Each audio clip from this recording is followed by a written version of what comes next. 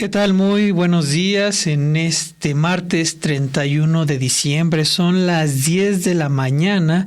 Deje su like. Es ya el último martes del año, el último día del año, de parte de Sin embargo, de todos aquí en la producción, de Emma Juárez, quien es que nos acompaña el día de hoy, de Eréndira Quintero, de nuestra querida Perla Velázquez. Les deseamos lo mejor de lo mejor hoy y siempre en este año que ya acaba el día de hoy. El día de mañana, miércoles, es 1 de enero. Tanto hoy como mañana no habrá conferencia mañanera de la presidenta Claudia Sheinbaum Pardo. Ella reanuda sus actividades el próximo jueves 3 de enero.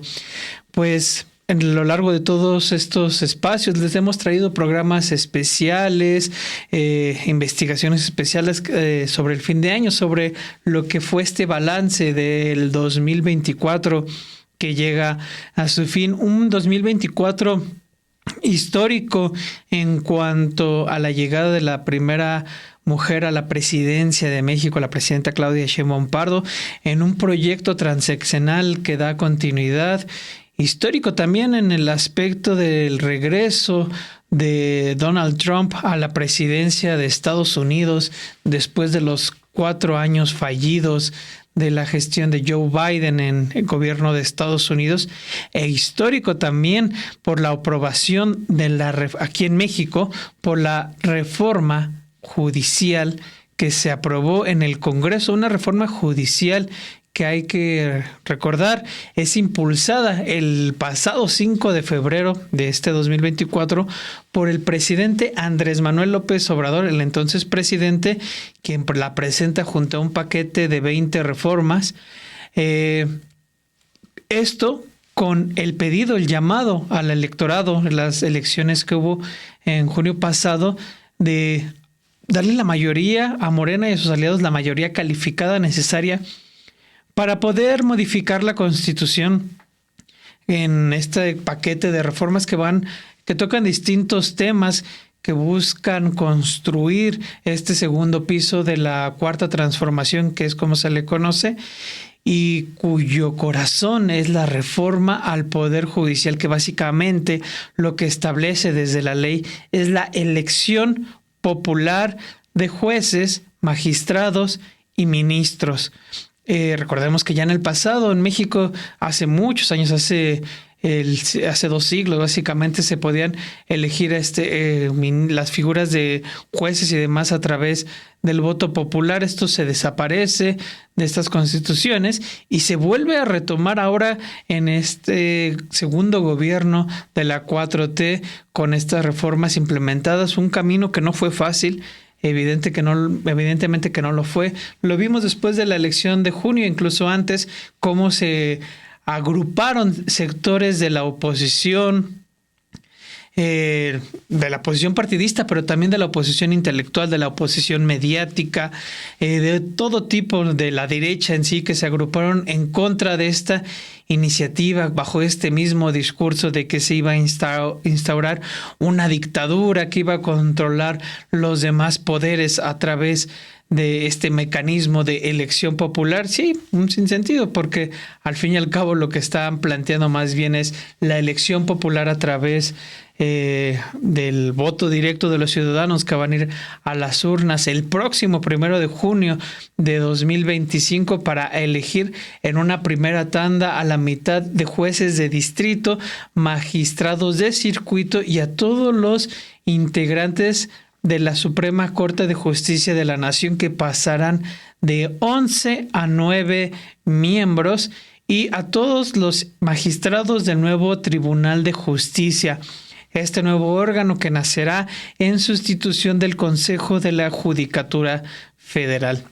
Y precisamente para ahondar en este tema es que nuestro compañero Manuel González preparó un texto, La Revolución entre Togas, sobre cómo la reforma judicial venció la resistencia, pero también exhibió los abusos de poder, en el sentido en el que dio a conocer todos los lujos que existían en torno a esta burocracia dorada de tanto ministros como el Consejo de la Judicatura Federal, por una parte, estos gastos que se daban, sus saberes por retiro vitalicios, que de hecho van a poder acceder a ellos la mayoría de los miembros actuales al haber declinado en participar en este proceso. Ellos ya aseguraron su haber por retiro, que es básicamente una pensión vitalicia.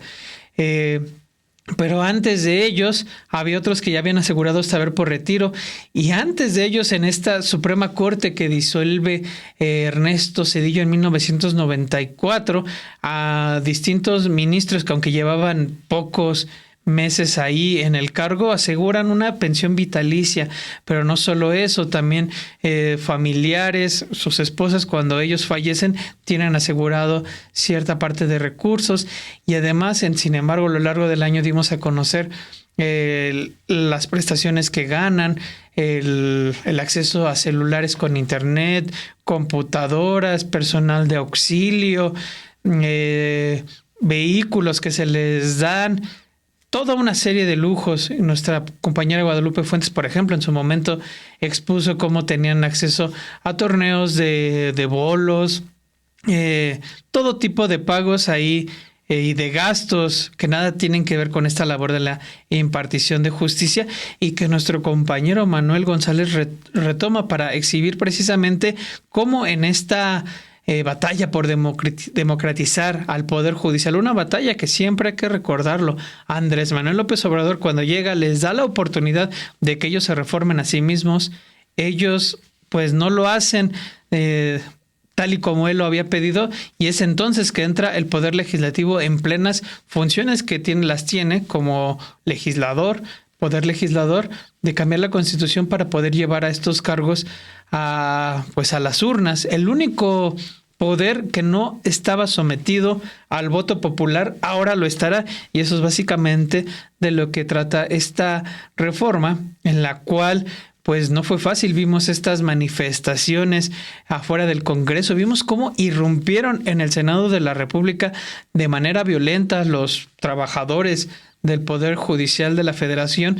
Vimos cómo intentaron impedir que se llevaran a cabo estas discusiones en la Cámara de Diputados, pero también vimos cómo en torno a este paro acudieron a distintos juzgados y increparon a jueces, trabajadores que no quisieron sumarse a este paro y seguir trabajando. Los increparon, los amenazaron, los hostigaron por no sumarse a todo este tipo de paros. Al final lo que vimos es que la mayoría de quienes integran este Poder Judicial, algunos ya se decantaron, vieron perdido todo, ya al final terminaron por inscribirse a esta elección judicial. La misma ministra presidenta Norma Piña Hernández se lo recriminó en uno de los últimos actos que tuvo con magistrados que la dejaron, pues básicamente le hicieron ahí el vacío, recriminó el que se hayan sumado a este proceso electoral, que le hayan hecho el vacío, y pues lo que se vislumbraba como esta revolución de las togas, al final terminó no por ser, y lo que queda enfrente es un proceso ciertamente que tendrá retos. Ya los ha tenido en un primer aspecto con el presupuesto que pedía el INE. Le dan menos. El INE dice que no va a poder organizarse al mismo nivel que la elección que acaba de pasar, en la que ganó Claudia Sheinbaum Pardo.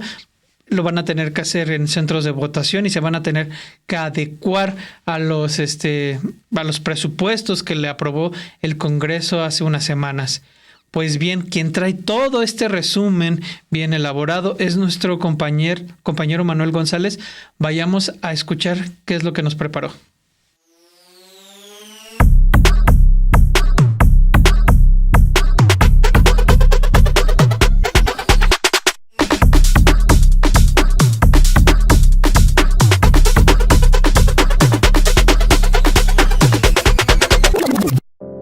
El año que termina es uno lleno de momentos políticos históricos, pero también es sobre todo el de la reforma judicial, cuyo camino comenzó en febrero y a lo largo de 2024 sufrió embates, resistencias e impugnaciones que acabaron por fracasar y evidenciar a Norma Piña, la actual ministra presidenta de la Suprema Corte de Justicia de la Nación, y a sus asesores del PRIAN ante la inédita propuesta, no solo para México sino en el mundo, de elegir a jueces, juezas, ministros y ministras por voto popular, algo que ocurrirá por primera vez en la historia reciente del país el 1 de junio de 2025. La oposición critica eso, dicen es el control de Morena del sistema judicial. Pues el juego está muy abierto ahí en el Poder Judicial y va a entrar eso de elegir a los miembros desde arriba hasta abajo, que no se da en otros sistemas. En ese sentido, se está innovando a escala mundial, y esa innovación conlleva una responsabilidad. No se puede fallar en la construcción del nuevo Poder Judicial mexicano, porque se apostó muy alto, tan alto como eso de que en el mundo no hay otro similar, así como la Constitución de 1917, bueno, que se formula en 16, pues es una innovación. Todavía no llegaban los bolcheviques al poder y ya estaba esta Constitución con esos elementos de transformación social. Bueno, aquí tenemos otra, un poder judicial que no estaba pensado para entrar en temas por la vía electoral. Está muy complejo cómo se va a hacer. Yo creo que va a estar complejo para el ciudadano normal, común y corriente. ¿Y ahora qué hago con tantos nombres y las boletas? Pero bueno, ya nos iremos acostumbrando. El punto es que se rompió el último bastión del antiguo régimen con el cambio en el Poder Judicial, y esto lo está manejando Claudia muy bien. Todo comenzó formalmente en febrero. El presidente Andrés Manuel López Obrador ya había anunciado desde hacía semanas sus intenciones, pero el 5 de febrero, aniversario de la Constitución de 1917, presentó un paquete amplio de propuestas de reformas a la Constitución. Se trataba del Plan C, designado para los últimos meses de la legislatura del Congreso, pero sobre todo para las cámaras que iban a legislar a partir de septiembre, resultado de las elecciones de junio. Destacaba entonces una de las propuestas, la número 17. Jueces, magistrados y ministros del Poder Judicial serán electos de manera directa por el pueblo. Así comenzó el largo, sinuoso e inesperado camino de la reforma judicial. Estas propuestas son a todas luces distintas y contrapuestas a las reformas que se aprobaron durante todo el periodo neoliberal, cuando jamás en los 36 años de ese oscuro periodo se pensó en beneficiar al pueblo, sino fundamentalmente en ajustar el marco legal para facilitar el despojo, la corrupción y la entrega de bienes del pueblo y de la nación a una minoría, sostuvo López Obrador. Pero precisamente porque el Congreso se encontraba con mayoría oficialista pero sin la mayoría calificada necesaria para las reformas constitucionales, Claudia Sheinbaum, la candidata de Morena a la presidencia, retomó el Plan C y centró su campaña en esas y otras reformas propias. Precisamente el 2 de junio, los mexicanos le dieron una victoria aplastante, pero también a Morena y sus aliados, el Partido del Trabajo y el Partido Verde, lograron una abrumadora victoria, que les permitió alcanzar la mayoría calificada en la Cámara de Diputados y con negociaciones y cambios de partidos también en el Senado. Ya el 1 de septiembre, las nuevas cámaras del Congreso, con las mayorías calificadas de Morena, asumieron el control de la nueva legislatura. En San Lázaro, la aprobación de la reforma judicial se dio sin problemas. Pero en el Senado, a pesar de que Morena contaba con una ventaja grande, necesitaba aún un voto más de la oposición para avanzar la elección popular de jueces, magistrados y ministros. Esto ocurrió la noche del 10 de septiembre. El Senado de la República avaló sin cambios la minuta de reforma al Poder Judicial luego de una sesión maratónica que estuvo marcada por la irrupción violenta de trabajadores del Poder Judicial de la Federación en el Pleno de la Cámara Alta, una situación que llevó a terminar la reunión en la casona de Jicotencatl. La reforma judicial fue aprobada la noche de aquel martes por una votación que concluyó con un resultado de 86 votos a favor, 41 en contra y 0 abstenciones, misma que se dio tras una discusión que se prolongó hasta las 23:19 horas y en la que todos los grupos parlamentarios plantearon sus puntos en contra o a favor del dictamen, además de presentar posibles reservas o modificaciones al proyecto.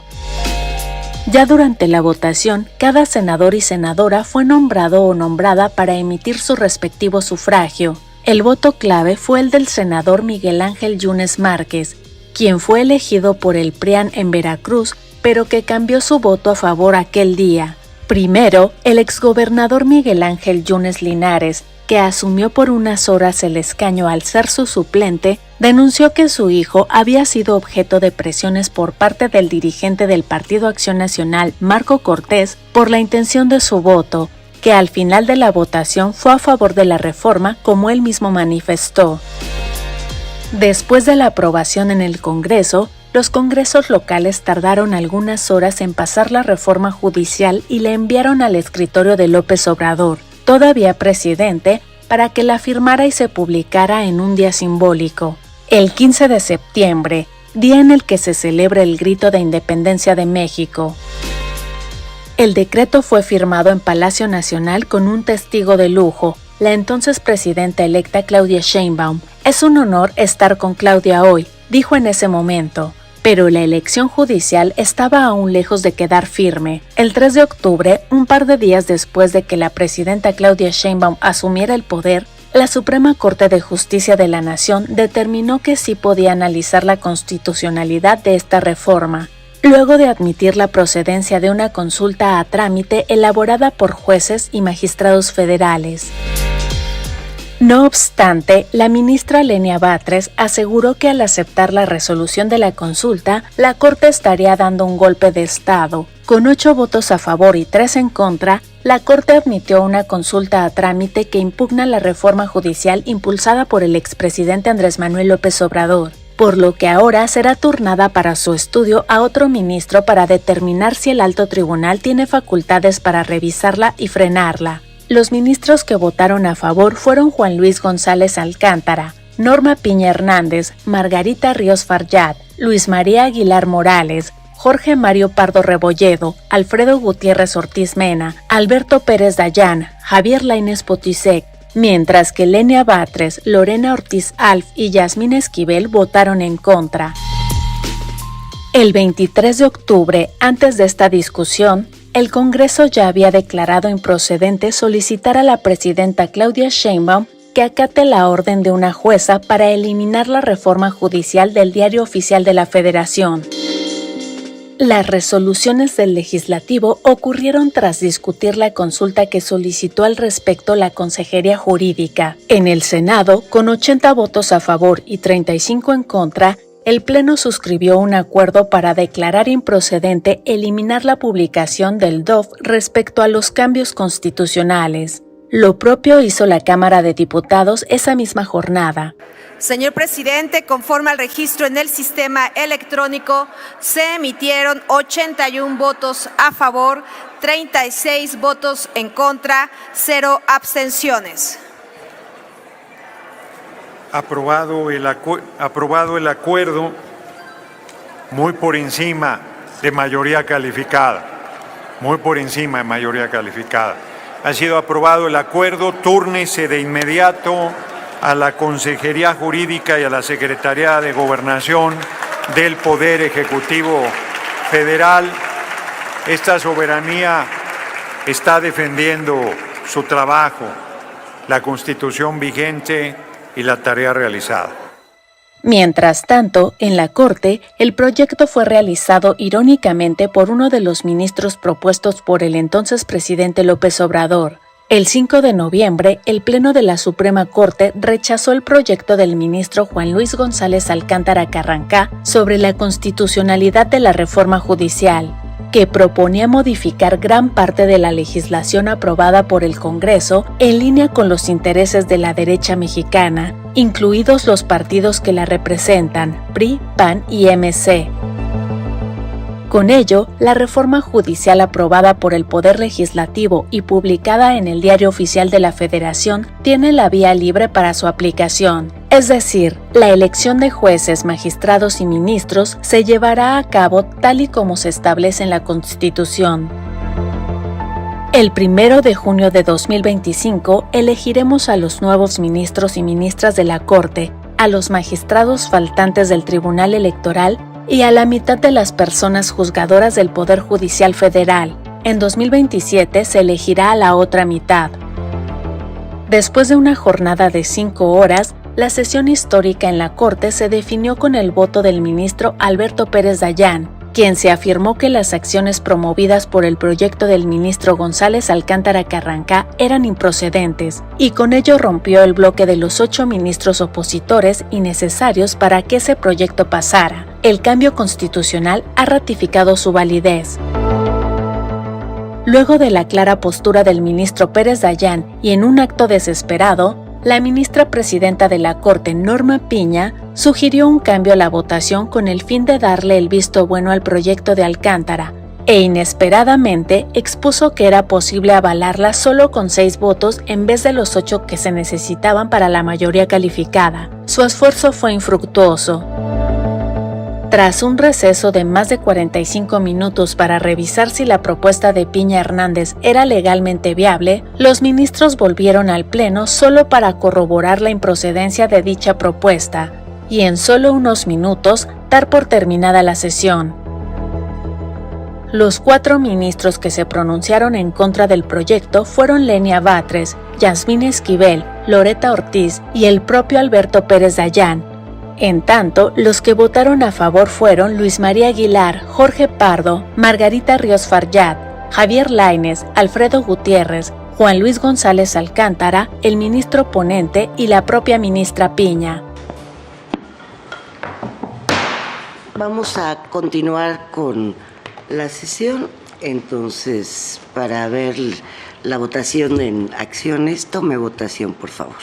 Sí, señora ministra presidenta. Señor ministro Gutiérrez Ortiz Mena. Como me he pronunciado en anteriores ocasiones, la votación es de 6.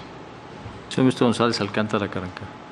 Yo me expresé como mencioné, que eran 6 votos los necesarios para invalidar según la literalidad del artículo 105 constitucional. Sin embargo, en estas condiciones, en medio del asunto mismo que estamos por votar, no creo que sea correcto entrar al fondo del asunto. Las reglas del juego no se establecen en plena jugada. Con la misma autocontención que guió la elaboración del proyecto, creo que hoy nos corresponde autocontenernos y parar.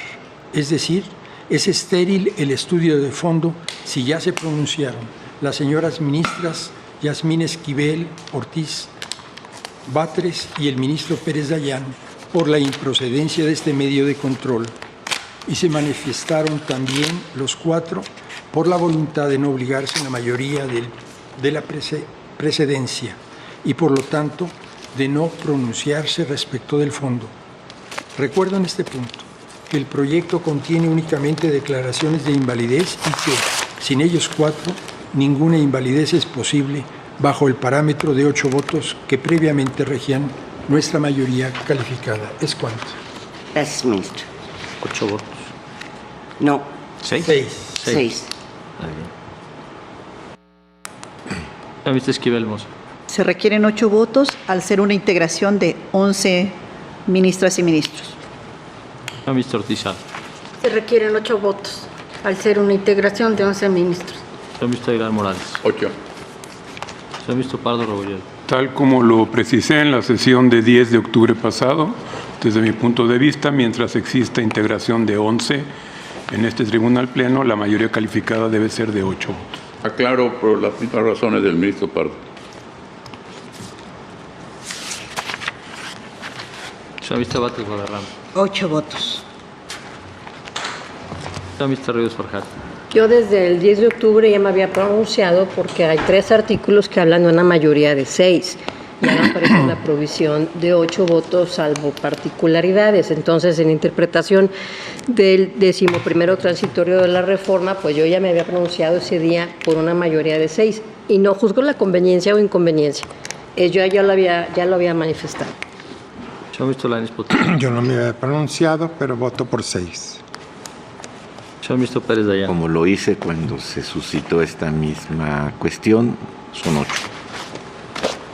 Señora vicepresidenta Piña Hernández. Como ya había yo expresado, 6 votos por las razones que manifestó el ministro Gutiérrez Ortiz Mena. Señora vicepresidenta, me permito informarle que existe mayoría de 6 votos en el sentido de que se requieren 8 votos para la declaración de invalidez, con precisiones de los ministros Aguilar Morales y Pardo Rebolledo. Gracias. Como acaba de señalar el ministro González Alcántara, el proyecto únicamente está haciendo en los resolutivos unas declaratorias de invalidez. No hay reconocimiento de validez y por lo tanto únicamente se desestimaría al haber la votación necesaria y ya no entraríamos al fondo del asunto. Después de la discusión, el 18 de noviembre pasado, el Tribunal Electoral del Poder Judicial de la Federación aprobó el proyecto para reactivar la elección judicial, debido a que el proceso electoral no puede ser interrumpido por ninguna autoridad.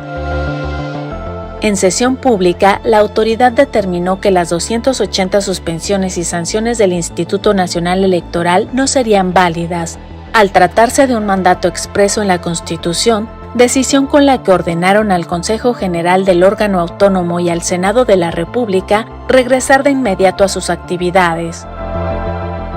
Asimismo, el Pleno de la Sala Superior determinó que al avalar esta sentencia no está abusando de sus facultades ni extralimitando su competencia. Sin embargo, no puede revocar los amparos de juzgados federales, los cuales no tienen efecto en materia electoral.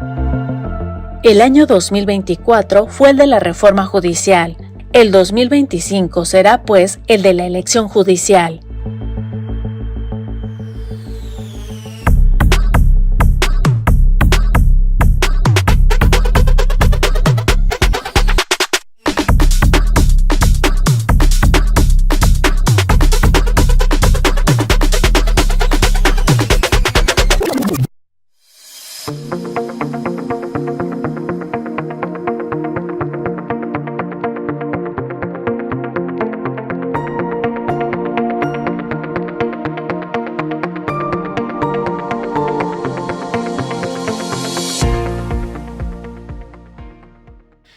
Pues ahí lo tiene este trabajo que elaboró para ustedes, para nosotros, nuestro compañero Manuel González, un amplio recorrido a lo que fue o lo que ocupó parte del último tramo del año en la discusión política en México, esta reforma al Poder Judicial de la Federación y también los poderes judiciales locales que tendrá que ir atendiendo cada una de las legislaturas locales.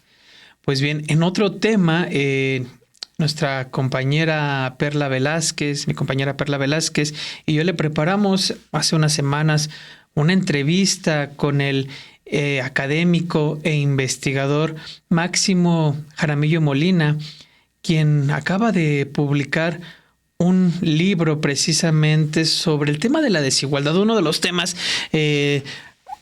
que buscaron atender no solo la gestión entrante de Claudia Sheinbaum Pardo, sino la gestión saliente de Andrés Manuel López Obrador, en lo que vimos mediante la implementación de todos estos programas sociales que ciertamente tuvieron una reducción importante en los niveles de pobreza, algo que no se había visto en los últimos años de los gobiernos, al menos podemos decir de este siglo. Y si lo queremos ampliar más, de los gobiernos neoliberales, lo que menos habíamos visto era una reducción de la pobreza, sino todo lo contrario, un crecimiento en los sectores más desfavorecidos y esta concentración de capitales en este 1% que precisamente fueron los favorecidos con toda esta serie de privatizaciones que se iniciaron desde el gobierno de Miguel de la Madrid y se fueron acentuando ahí con Carlos Salinas de Gortari, con Ernesto Zedillo, en la entrevista que se dio con Vicente Fox y Felipe Calderón, a las empresas españolas, extranjeras y demás, y que llegó a su cúspide final con el gobierno de Enrique Peña Nieto. Tanto Calderón como Peña Nieto vinculados a esta trama de corrupción de Odebrecht mediante la entrega de permisos presuntamente amañados ahí y demás, y sobre todo en una aprobación de una reforma que a la fecha, la reforma energética, sobre la cual la Fiscalía tiene una investigación, o la tenía ahí en curso en el caso de Lozoya por la recepción de sobornos. Bueno, esto fue lo que la herencia de estos años de neoliberalismo, y la más latente e intangible que podemos tener es en las personas que menos recursos tienen, las personas que son la mayoría de estos mexicanos. Y sobre ello hablamos con Máximo Jaramillo, quien nos habló sobre cómo México realmente no es un país pobre, porque dice él, riqueza hay, recursos hay, es un territorio extenso. Todo ahí está establecido para que pues haya abundancia para todos. El problema es que es un país desigual, que no es lo mismo, porque pocos son precisamente los que acumulan todos. Y todo esto él lo expone en su libro Pobres porque quieren, mitos de la desigualdad y la meritocracia. Porque eso es otro aspecto, el de échale ganas, el échale ganismo y todas estas frases que se han implementado también en este periodo hacia las personas de no, es que tú eres pobre porque quieres, porque debes de echarle ganas para poder acceder a un mejor futuro. Él llega y lo presenta con datos duros de las propias autoridades para decir, pues no es tan fácil, porque en gran medida el futuro de uno está determinado en el entorno en el que crece. Para las personas de este 1% que nacen en esta cuna de oro, es fácil hablar sobre este echaleganismo, mientras quienes crecen en entornos complicados, en familias abundantes con escasos recursos, el poder trascender más allá también tiene que ver precisamente en esta cuestión de desigualdad en la que ellos tuvieron que crecer, nacer y desarrollarse. Pero ¿quién mejor que este académico Máximo Jaramillo, quien trae este libro para hablarnos sobre este tema en esta entrevista que realizamos Perla Velázquez y un servidor? Vayamos a escucharla.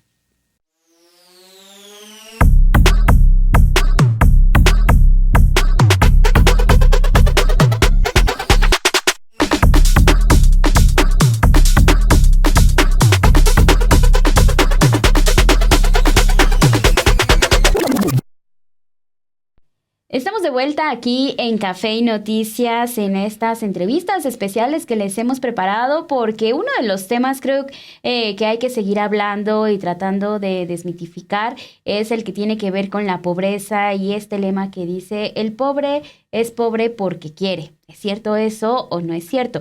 Muy probablemente, si usted anda en las redes sociales, también ha escuchado de una cuenta muy famosa que o le ha llegado algún meme o le ha llegado algún comentario de Gatitos contra la Desigualdad. Es una cuenta que lleva el activista y académico Máximo Jaramillo Molina, quien también es autor de este libro, Pobres porque quieren. Así es que le damos la bienvenida en este espacio en Café y Noticias. Muchísimas gracias por tomarnos esta plática y bienvenido al espacio, Máximo.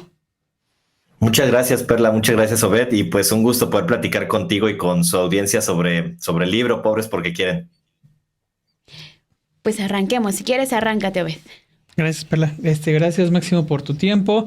El tema de la meritocracia, que es el tema puntual de este libro, junto a otros mitos que busca echar hacia atrás, desmitificar, pues quitar de este colectivo imaginario que tenemos en general todos, parte sobre esta idea del pobre es pobre porque quiere, pero sobre todo mi pregunta iría enfocado en cómo se puede insertar o cómo se inserta esta idea de la meritocracia en una sociedad como la mexicana. ¿Qué es lo que contribuye a que forme parte, digamos, de estas ideas que tú desmientes sobre que hay que trabajar más, que hay que estudiar y básicamente hacer todo lo posible para salir de la pobreza y no considerar más bien que de dónde proviene uno y las dificultades que tiene uno desde su nacimiento, básicamente. Sí, gracias, Obed, por la pregunta, y en realidad creo que justo es un tema que durante las décadas del neoliberalismo, digamos, se introyectó de una manera muy profunda en el imaginario de las personas en México. Digamos, esta idea meritocrática justo de que pues las personas más ricas son, digamos, o las que están hasta arriba en la sociedad, porque obviamente se vislumbra algo así como una sociedad estratificada. Las que están hasta arriba en la sociedad, pues son las personas que más trabajo hacen, las personas que más esfuerzo hacen o que más talentos tienen, lo que sea que entendamos por talento, ¿no? Entonces, al mismo tiempo, ese imaginario implica que pues quienes están hasta abajo en esta sociedad estratificada, pues son las personas que menos mérito tienen, es decir, que, digamos, de alguna manera, ya sea que supuestamente no tienen talentos o que, por otro lado, pues no trabajan lo suficiente, son flojas, ¿no? Incluso dicen. Y es interesante, decía ahorita, durante las décadas del neoliberalismo esto se inserta de manera muy fuerte en México, porque pues en la actualidad vemos que, digamos, depende la encuesta, depende quién lo diga, pero es esta narrativa, esta creencia de que la pobreza es una problemática individual y, pues, digamos, hay una culpa individual al final de cuentas, pues es generalizada en el país. Es algo que, digamos, se cree mucho, se reproduce mucho en medios de comunicación hegemónicos, en telenovelas, digamos, ahora con las redes sociales, en todo lo vemos, en todos lados lo vemos, y uno va a las librerías también, ahora que justo hemos visto dónde están colocando el libro tal cual de Pobres porque quieren en las librerías. Vemos que hay estas secciones que le llaman liderazgo, donde podemos encontrar justo libros como Padre Rico, Padre Pobre, El Club de las 5 de la mañana y un conjunto de distintos libros o proyectos que al final de cuentas reproducen esa narrativa, ¿no? Entonces, a lo que voy es, yo creo que en México está tan generalizada porque la vemos por muchos lados, ¿no? Y también hay un tema que le llaman paradójico en términos de la desigualdad, en el cual mientras más desiguales son las sociedades, al mismo tiempo creen más en la meritocracia. Parece paradójico porque uno creería o uno intuiría que en sociedades tan desiguales, pues es difícil que alguien creyera que los más ricos son ricos pues por su talento y por su trabajo, ¿no? Y no porque en realidad nacieron ricos, que es básicamente, y ahorita podemos profundizar en eso, pero es básicamente la explicación. Y lo que pasa es que en sociedades tan desiguales hay ciudades muy segregadas donde en pocas ocasiones los ricos y los pobres, lo estoy simplificando, se conocen, interactúan de manera cercana, y en ese sentido, pues tal vez es más fácil que crean, si no conocen a nadie pobre, los ricos, pues es más fácil que crean estas historias que nos ponen en las películas o en las novelas o en las redes sociales. Y pues al revés también, si alguien que vive en un estrato pobre, que no interactúa de manera no jerarquizada, no siendo empleado pues de manera cercana con alguien rico, pues tal vez cree lo que nos dicen los medios de comunicación, ¿no? Entonces parece que eso paradójico se explica, paradójico, la desigualdad y la meritocracia se explica por esta segregación con la que vivimos en nuestros países. Y pues México, como sabemos, y las ciudades, la Ciudad de México, la Ciudad de Guadalajara, donde yo vivo, pues son ciudades muy segregadas y justo donde pocas veces interactúan de forma cercana a las personas, sobre todo de los estratos más extremos de la sociedad. En este libro también, y con el contexto que ya nos planteaste, es apenas como empezar a ver, ¿no? ¿Qué hay dentro de este libro que estás presentando? Algo que a mí me llama mucho la atención, Máximo, y que me gustaría que ahondaras, es en el tema de hacer esta distinción que tanto pobreza como desigualdad son conceptos totalmente distintos. Y creo que eso nos debe de quedar claros claro para entender por dónde leer este libro, ¿no? Y cómo ver justo que todo este tema de la pobreza tiene que ver con una ideología y una narrativa que se nos ha venido imponiendo, porque al principio del libro también narras mucho cómo fue que llegaste a todas estas investigaciones. Fueron alrededor de 2 años que te lleva también encontrar todos estos datos, pero ¿cuáles fueron estas primeras impresiones que tú tuviste al momento de buscar qué era la pobreza y por qué existía esta pobreza en México y también pues a nivel mundial? Porque es un pensamiento no solo de aquí de México, ¿no?, sino de muchos lugares. Sí, efectivamente, Perla. Creo que es muy interesante justo cómo es distinta la pobreza y la desigualdad a pesar de que ambas existen en México, ¿no? Y eso es muy importante porque lo vemos en redes sociales cuando desde el proyecto de Gatitos contra Desigualdad hablamos de la importancia de disminuir también la desigualdad. Muchas veces la respuesta que nos llega normalmente desde un lado del espectro político, pues tal vez conservador o muy liberal, que nos dicen, pues es que no importa el tema de la desigualdad, lo que importa es la pobreza y hay que acabar la pobreza en México, pero no hay que tocar la desigualdad, ¿no? Y en ese sentido, hay varios, ahí reseño a un autor que se llama Branko Milanovic, que dice justo 3 razones por las cuales la desigualdad importa más allá de la pobreza, ¿no? Y no me extiendo en cada una de ellas, pero una que me parece muy importante es el tema de la captura política. Es el tema de cómo, aunque no hubiera pobres en México, si sigue habiendo estos ricos tan ricos como Ricardo Salinas Pliego, como Carlos Slim, que acumulan un porcentaje, digamos, una masa de riqueza tan grande, eso equivale también al mismo tiempo a acumular un poder muy, muy grande dentro de la sociedad, ¿no? Es un poder económico, pero muchas veces en países como México, tradicionalmente el poder económico y el poder político tienen muchos nexos, muchos vasos comunicantes. Entonces, al final de cuentas, que una persona acumule mucho poder económico implica también que acumule mucho poder político, y en ese sentido, dicen quienes se describen de esto, pueden estas personas torcer de alguna manera la democracia a su favor, ¿no? Mover las decisiones democráticas a su favor. Y ese tema que le llaman captura política, pues es digamos, algo que en México es muy importante, ¿no? E insisto, más allá de si existiera pobreza o no.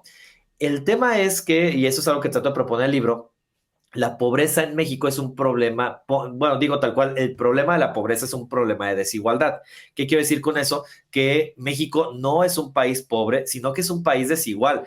Digamos, la riqueza que hay en México promedio, si se dividiera de manera, digamos, igualitaria entre todas las personas, o el ingreso que se genera cada año, el PIB, por ejemplo, que se genera cada año, si lo dividiéramos de forma promedio, digamos, insisto, para todas las personas igual, no habría ninguna persona en pobreza. Digamos, producimos y tenemos la riqueza suficiente para que no exista nadie pobre.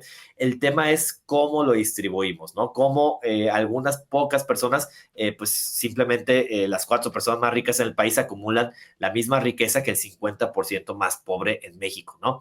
Entonces, lo que digo es, el problema de la pobreza es un problema de desigualdad, y de hecho existen pobres y muy pobres, muchos muy pobres, porque existen pocos muy ricos, ¿no? Y hay un tema justo de explotación, de acaparamiento de la riqueza y del producto del trabajo, que pues claramente se acumulan en pocas manos y que por eso existe la pobreza tan amplia en el país. Entonces, al final de cuentas, el tema otra vez de la narrativa meritocrática y de esta idea del pobre es porque quieren, lo que nos hacen es dejar de preguntarnos justo estos factores estructurales que están explicando la pobreza, todo este tema que estoy diciendo, la explotación, el acaparamiento y demás, y no tanto pues estas cosas individuales que nos dicen que es la razón de la pobreza, pues porque no necesariamente trabajan lo suficiente los más pobres, ¿no? Entonces, me parece que el tema es justo no hablar de la desigualdad solo como brechas que hay entre las personas, sino de la desigualdad como vínculos en términos sociológicos o incluso como conflicto, que eso es muy importante. Y pues cuando queremos entonces hablar de la pobreza, tenemos que entender que hay un conflicto en el cual esa pobreza existe justo por la riqueza extrema que hay en el país. En ese sentido, hay planteamientos que buscan atender, Máximo, esta inequidad en cuanto a la distribución de la riqueza, que es precisamente gravar estas fortunas. Son políticas que se proponen, se implementan.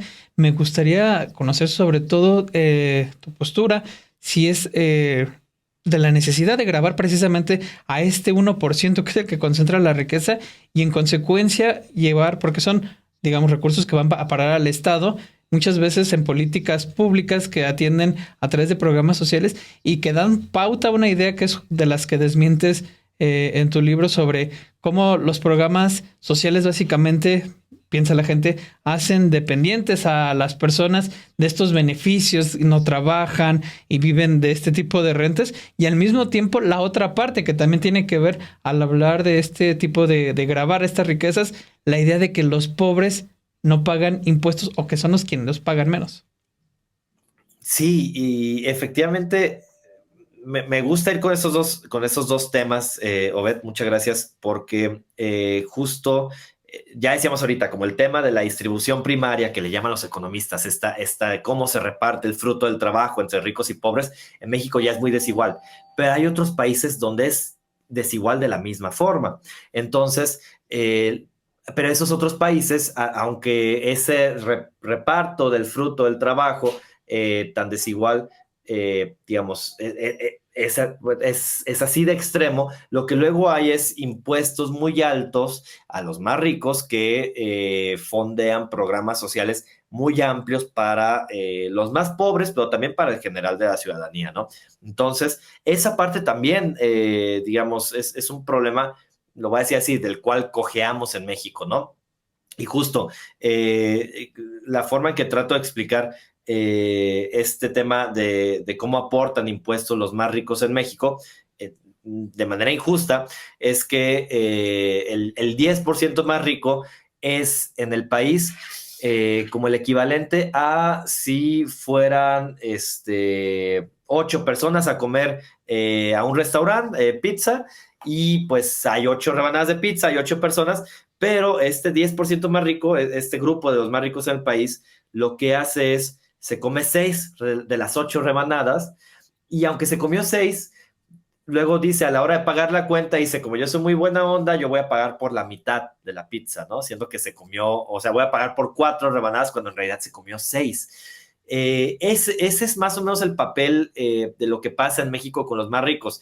Digamos, en términos de impuestos, aportan un mayor porcentaje que la clase media o que la clase baja, llamémosle, pero el tema es que en realidad aportan menos de lo que acaparan de los ingresos. Entonces, en ese sentido, lo que tenemos en México es una tributación injusta que, digamos, quien termina pagando ese resto de la cuenta también de forma injusta es sobre todo la clase media. La clase media aporta impuestos incluso más de lo que en realidad se quedan de los ingresos. Entonces, ahí justo lo que pongo en el libro es que hay estos mitos de que los pobres no pagan impuestos, cuando en realidad los que no pagan impuestos de forma justa son los más ricos. ¿Y qué hay que hacer con eso? Pues hay muchas iniciativas moviéndose ahora desde el Instituto de Estudios sobre Desigualdad, donde trabajo y donde colaboro. Estamos en un grupo que se llama Alianza por la Justicia Fiscal, donde digamos, se conjuntan otro tipo de otras organizaciones como el PUED de la UNAM, Oxfam, Fundar, etcétera. Y ahí lo que promovemos es que pues tiene que haber varias reformas fiscales apuntando a los más ricos, sobre todo, ¿no? Que el 1% más rico, como bien decías ahorita, pague más, pague sobre todo también impuestos sobre su patrimonio, sobre su riqueza, y que eso pues pueda fondear programas sociales que efectivamente, como decían ahorita, no sean programas sociales que estigmaticen a los más pobres, sino que sean programas sociales universales, como ya se han empezado a construir en este sexenio y el sexenio anterior, pero pues al final de cuentas fondear esos programas universales que no estigmatizan a los más pobres, tiene este tema de que son más costosos y pues cómo pagarlos, pues justo a través de impuestos a los más ricos. Y también hablando de todos estos mitos que nos hablas, porque es muy importante ver cómo desmenuzaste, ¿no? Todo en el libro, hablando de también los factores que han afectado a creernos esta idea de que el pobre es pobre porque quiere. Viene también relacionado el tema de la pobreza es igual a fracaso, todo está mal ahí con una sociedad desigual. Y también hablando de estos factores, por ejemplo, ser mujer, ser indígena, las cuestiones de género, hablar de vivienda en la actualidad, y que es algo que tú también tocas aquí en el libro, los despojos que actualmente vivimos, toda esta falta de regulación, incluso en temas como Airbnb, ¿no? Entonces, estos factores también cómo influyen a la narrativa que se ha impuesto, y ahora lo difícil que ha sido quitar esos mitos, ¿no? De creernos la narrativa que nos han impuesto por años. Sí, y justo ese es el tema, que esa narrativa meritocrática que empezamos hablando hace ratito, pues tiene todas esas ramificaciones, o sea, justifica diversas desigualdades, que ese es el punto, que al final de cuentas esa narrativa lo que hace es justificar, legitimar esas inequidades, y lo hace en ámbitos tan distintos, como bien decías ahorita, como el tema del género, que hay personas que siguen creyendo actualmente que no existe la brecha salarial de género, y que lo que pasa es que las mujeres eligen casi que naturalmente, lo dicen, naturalmente eligen ciertas carreras y los hombres naturalmente eligen otras carreras, y que como hay unas carreras mejor pagadas que otras, eso explica la brecha de género. Y además, naturalmente, como las mujeres maternan, otra vez, insisto mucho con esas comillas en el naturalmente, pues por eso dejan de trabajar o trabajan menos horas, y que por eso se explica la brecha salarial de género. Eso nos dicen. Y sí, efectivamente, en el libro lo que se hace en cada uno de estos capítulos es abordar, ilustrar y leer también y reflexionar sobre mitos. Perdimos un poco. Sí, perdón, sí vi que se estaba perdiendo, pero bueno, justo, perdón, Perla, efectivamente, lo que se hace en el libro es tratar de que cada uno de los capítulos, digamos, aborden esos argumentos desde el otro lado del espectro político, desmenuzarlos, como bien dices, y luego pues aportar datos que desmientan esas ideas, ¿no? Ahorita lo decíamos con el tema del género, pues ahí justo se aportan datos de cómo pues hay un tema de, por ejemplo, de falta de un sistema de cuidados, que eso es lo que hace que muchas mujeres puedan trabajar menos horas, y pues en gran medida eso explica la brecha salarial de género, aunque de todos modos existen casos documentados y estadística que muestra que aún por mismo trabajo y mismo tiempo se les paga menos a las mujeres en México, ¿no? Entonces, como que el tema es justo desmenuzar esos mitos. Justo el tema de la vivienda, por ejemplo, es una muy clara ramificación de esta narrativa meritocrática.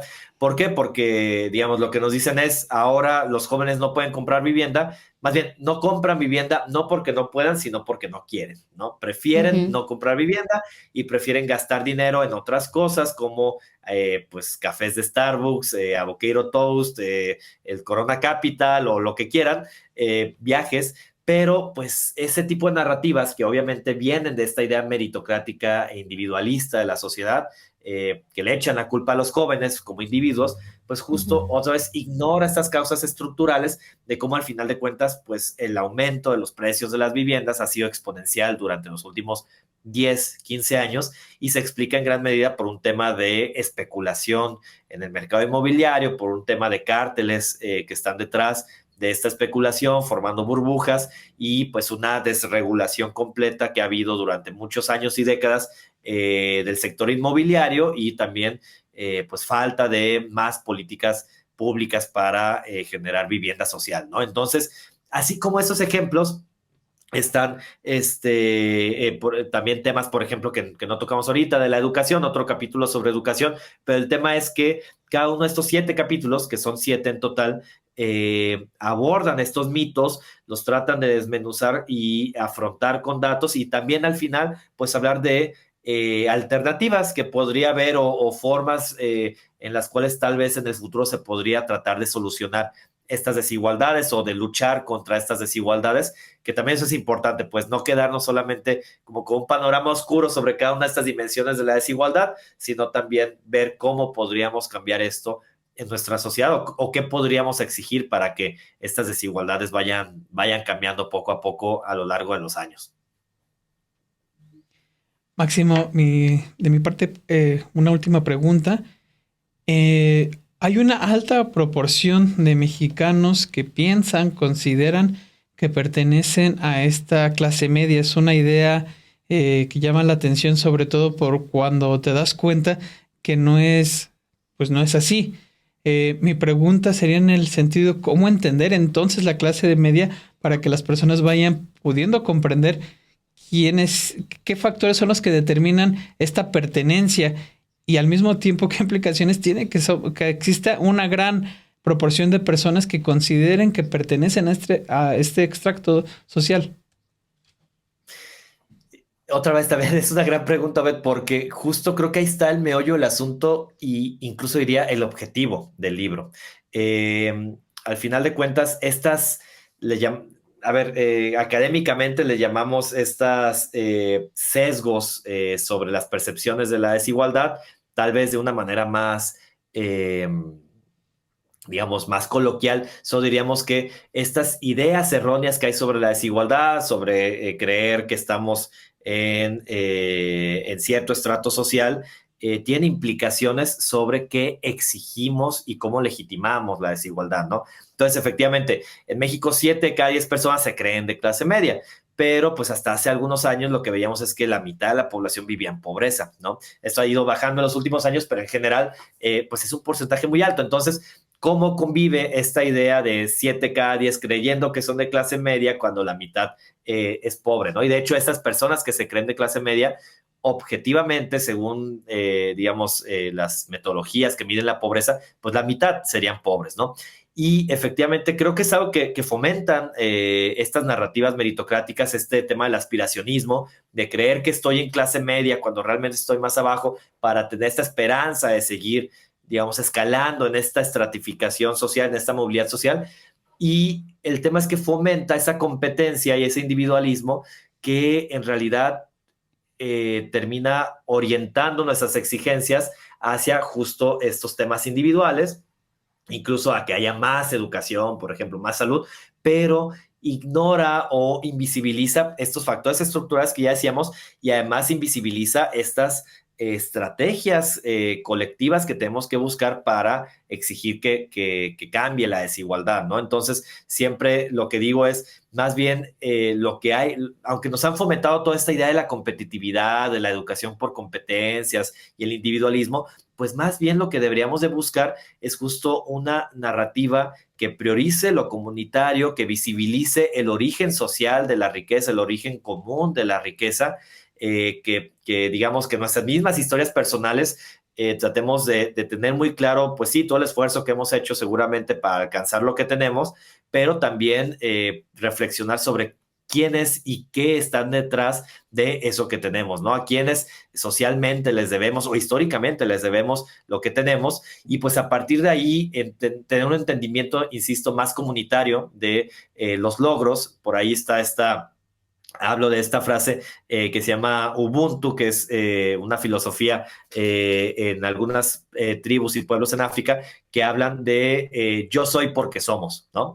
Entonces, de ver de esa forma colectiva que lo que tenemos es por todo lo que han hecho el resto de la sociedad, nos genera justo perspectivas distintas de cómo exigir cambios en la desigualdad, de cómo legitimar pues estas o deslegitimar estas desigualdades tan grandes con las que vivimos, y pues más bien buscar en conjunto políticas que generen más igualdad y sobre todo que generen menos competencia y más colectividad o más cooperación, ¿no? Que hay mucha evidencia de cómo eso puede incluso ser más eficiente en las sociedades que pues el tema de estar siempre compitiendo unos contra otros, ¿no? Entonces, más o menos por ahí debería de ir, y pues otra vez el disminuir estos sesgos, el ver esta evidencia sobre las reales causas de la riqueza, la pobreza, ver que no necesariamente estamos en la clase media, pues tal vez nos puede digamos, inclinar a exigir estas nuevas narrativas sobre la desigualdad y a, pues, no creer en la legitimidad de la desigualdad tan extrema y de la riqueza que acumulan unos cuantos en la sociedad. Sí, pues justo para quitarnos esa idea de la cabeza y esos mitos está este libro para que nos acerquemos y veamos, ¿no? De otra manera y entendamos este problema que hay en México, que como bien decías, ¿no? No es que sea nuestro México un país pobre, sino es totalmente un país desigual. ¿Qué tan complicado y qué tan lejano ves tú? Porque me quedo pensando mucho después de leer el libro, escucharte esta explicación que estás dando. ¿Qué tan lejos estamos de quitarnos todas estas ideas en la cabeza y que el sistema cambie? Porque va avanzando poco a poco, se distribuye la riqueza de una manera distinta, pero ya materializar esta idea de entender que México no es pobre parece que es algo muy, muy lejano. ¿Cómo lo ves tú, Máximo?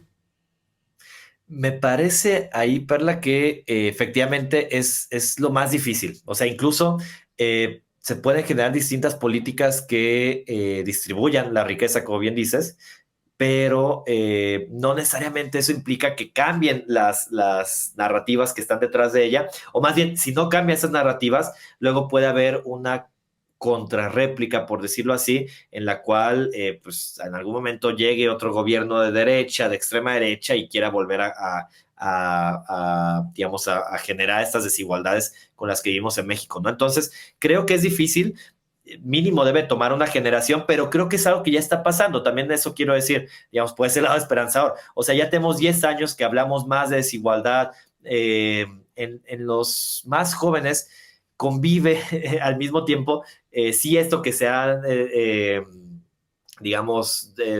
hecho notar en distintas investigaciones, noticias de un núcleo mucho más de derecha entre los más jóvenes, como conservador, reaccionario, pero también al mismo tiempo un núcleo, me parece, mayoritario de más personas que están de acuerdo en que, digamos, que ya no creen en estos mitos de la meritocracia, o que ya no creen en esas ideas tan básicas de que el pobre es pobre porque quiere y los ricos son ricos porque trabajan mucho y porque son muy talentosos. Entonces me parece que ahí está la esperanza, que ya se está deconstruyendo esto entre las personas más jóvenes, y pues tomará tal vez una generación el continuar fomentando esas ideas y que, digamos, y que no haya pasos para atrás, pero pues al final de cuentas efectivamente es algo que toma más tiempo, pero que si continuamos con ese tipo de políticas o de giros en lo discursivo, al menos desde los gobiernos, en esos giros discursivos sobre la desigualdad y la pobreza, me parece que pues en algunas décadas podríamos tener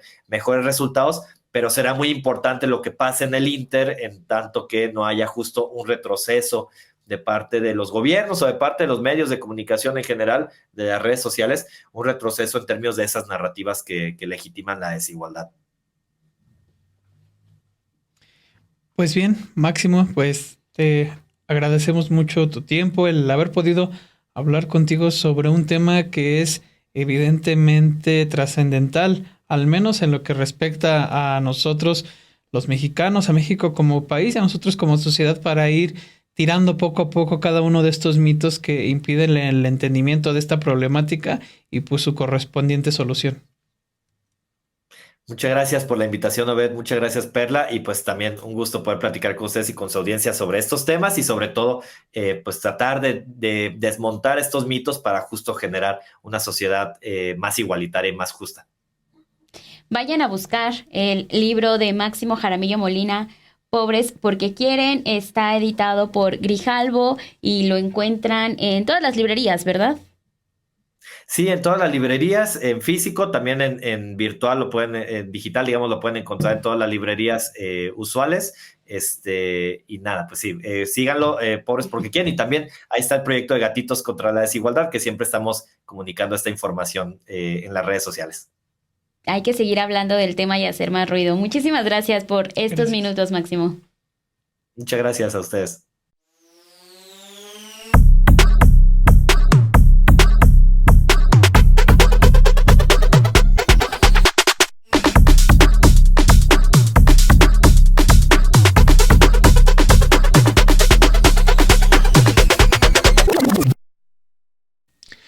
Bien, también pues puede leer el texto que preparamos con respecto a esta entrevista o ver la entrevista también directamente en nuestro canal de YouTube.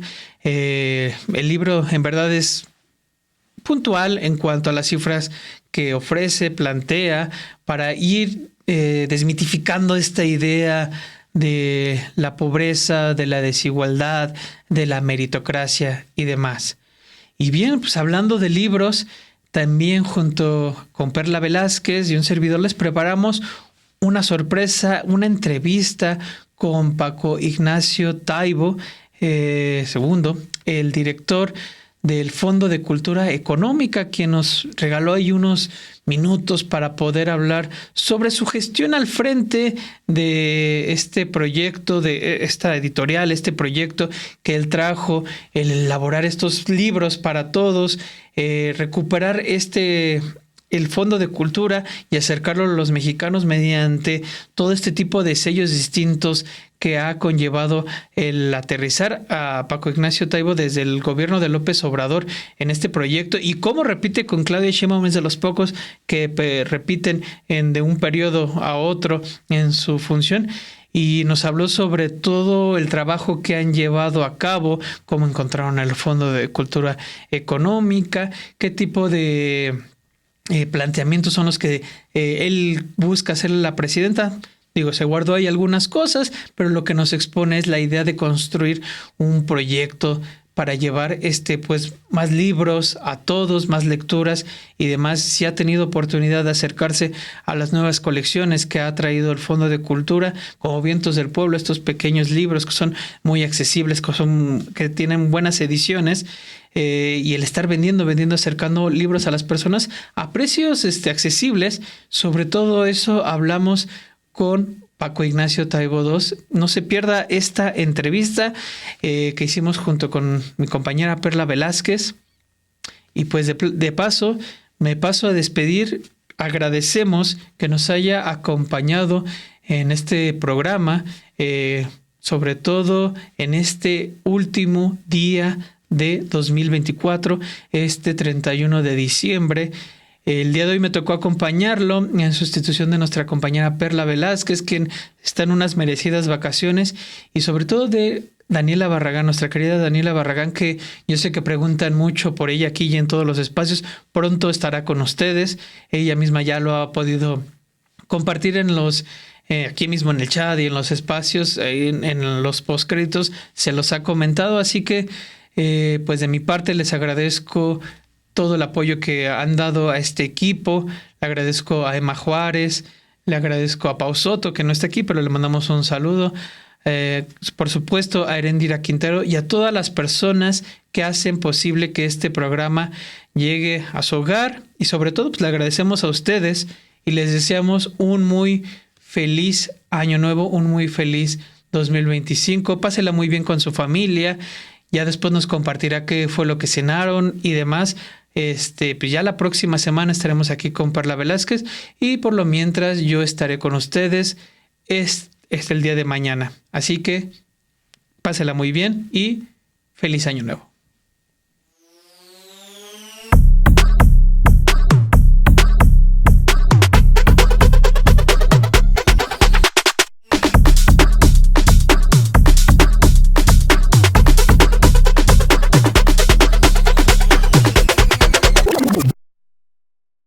Me da muchísimo gusto recibir en este espacio de Café y Noticias a Paco Taibo, porque si se habla de libros, si se habla del Fondo de Cultura Económica, evidentemente tenemos que hablar con Paco Taibo. Muy buenos días, ¿cómo está, Paco?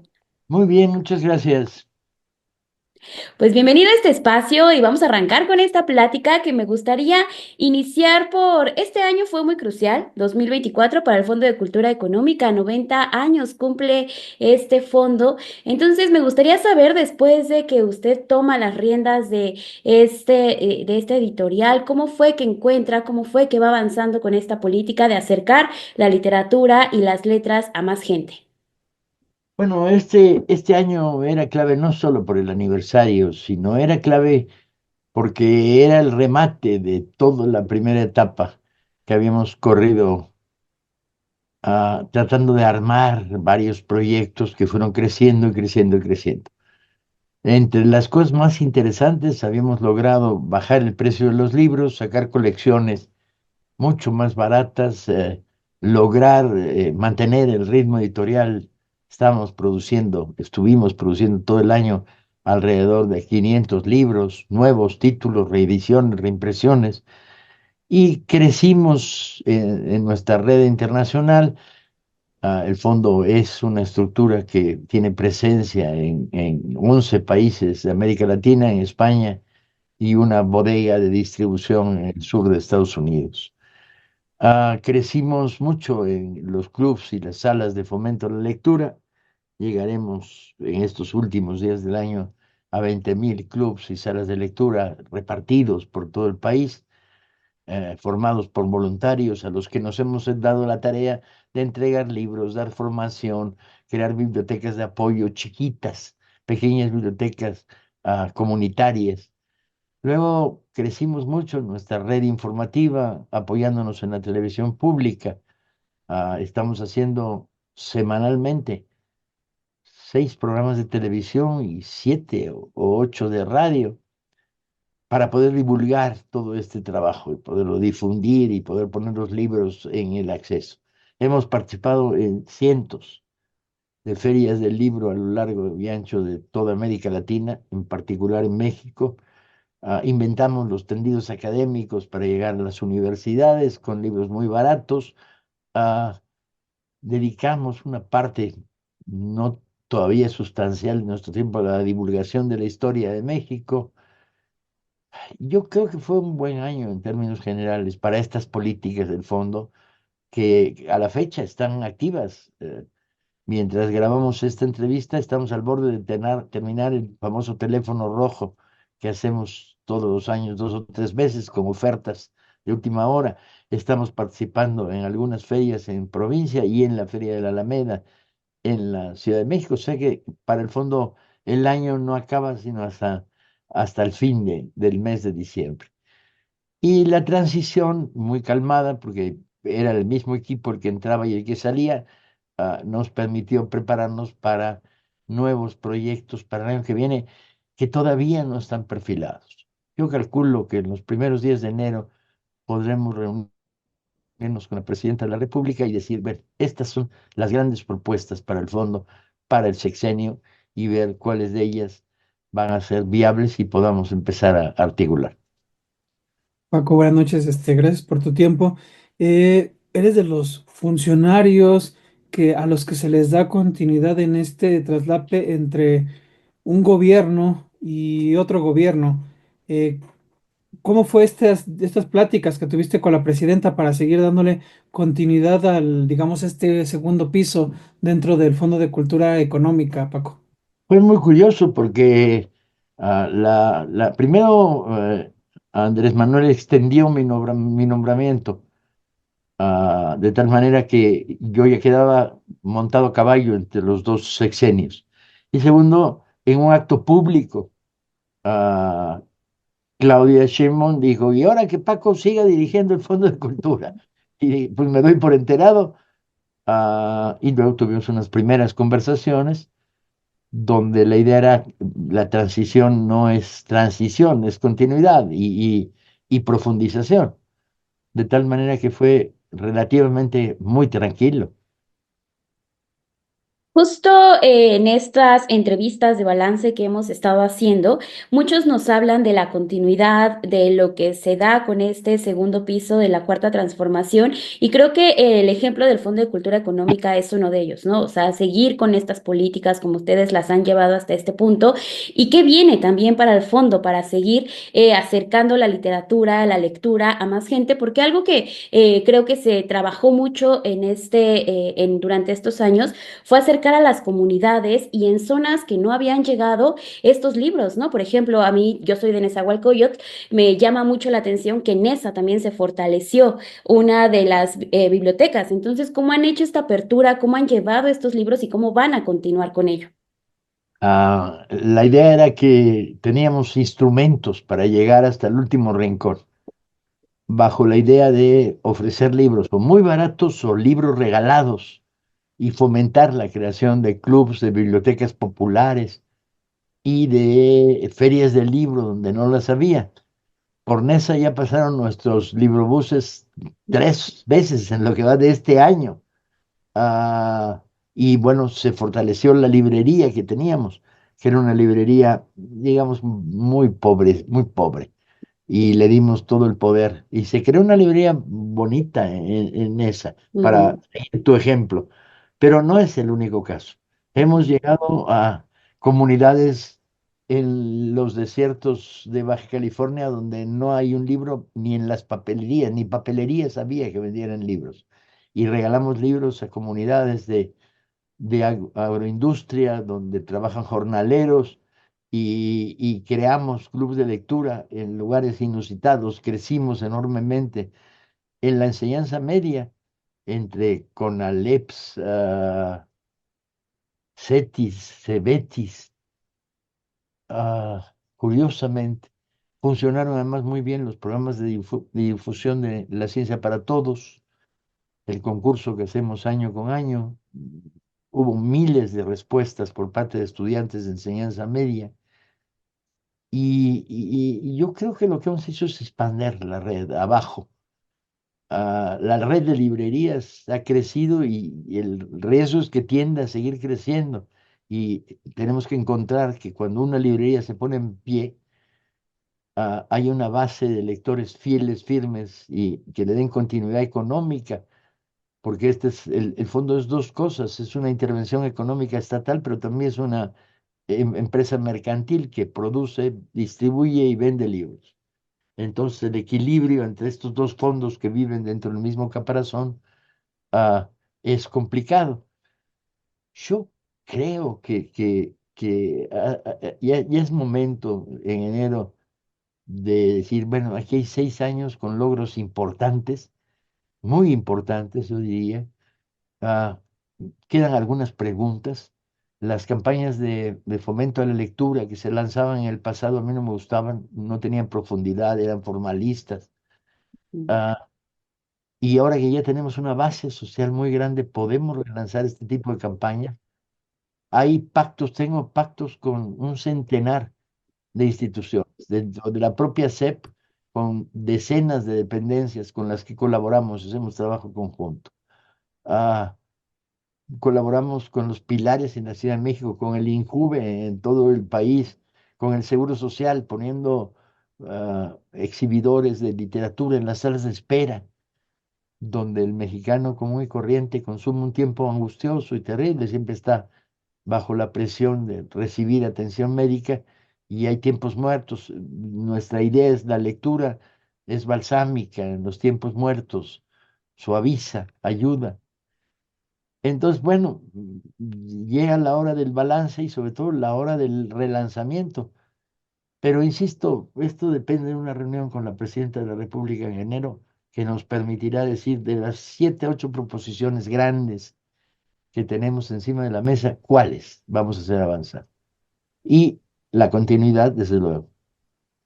De estas 7 propuestas, ¿a ti cuáles te gustaría, Paco, que se centrara la presidenta, que la presidenta te dijera, sí, adelante estas? ¿Cuáles son en las que tú depositarías ahora sí que toda tu confianza, todos tus recursos? Lo dejamos hasta que tenga esa conversación y sepa cuáles vamos a poder hacer para no adelantarme a esta conversación y comentar en un programa de televisión propuestas que antes necesitan el visto bueno de la Presidencia de la República. Claro. Hay algo que también a mí me llama mucho la atención porque hemos estado escuchando mucho la parte de salir a territorio, estar con la gente, acercarse, y ustedes lo han hecho mucho, Paco, desde el Fondo de Cultura Económica.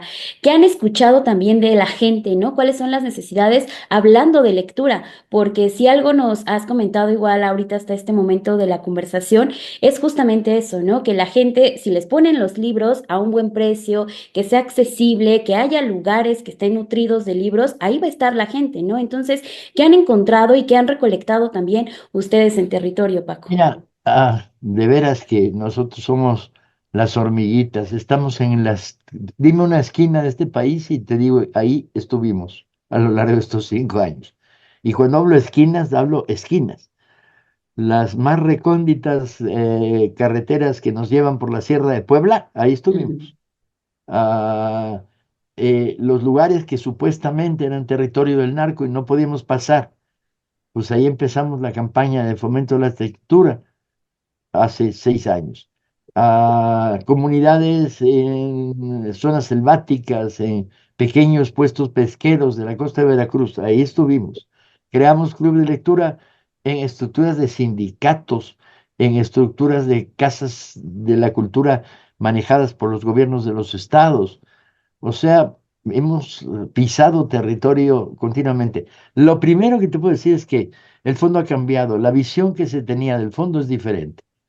El fondo era algo que estaba muy posicionado entre la clase media, vinculada a los procesos universitarios, era la empresa que produce los libros con los cuales estudiamos y los libros que mejoran la calidad técnica para nuestras carreras,